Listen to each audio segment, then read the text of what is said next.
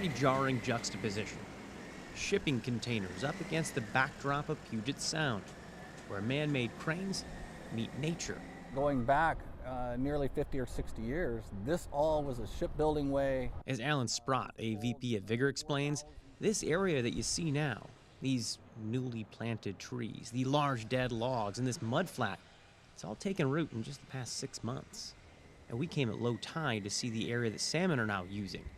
It's hard to believe, but this once looked like this. Our intent is for it to look like and perform like a natural shoreline that you would see in the Duwamish River before it was ever developed for industrial purposes. The reason? Salmon, especially Chinook salmon. Those large logs offer a sort of R&R space to lay low and fatten up before a long ocean run. Studies from Long Live the Kings have shown that when Chinook salmon don't find estuary habitat to grow before their years-long migration, they're less likely to survive. And there's a major problem. The Duwamish watershed has just 3% of its historical estuary habitat. Our industry and infrastructure has taken it all off the map, which is why Vigor's move to take this land and turn it into habitat is a pretty big deal. They've chosen to restore habitat in their own backyard, and this is a really unique area for doing habitat restoration. Often habitat restoration, you're trying to find a spot that is already relatively pristine and make it better for salmon. In this case, Vigor bought the land and inherited liabilities from the past owner.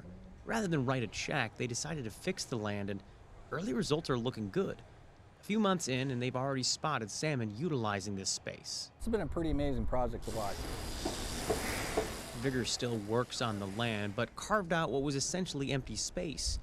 Researchers hope this work can be a blueprint for others, potentially creating pockets of habitat here that could help rescue dwindling salmon numbers. And we saw the opportunity to actually build this and really make a big experiment. Can we integrate natural habitat into an industrial landscape and make it work and make it productive? For salmon to survive, it might just have to work.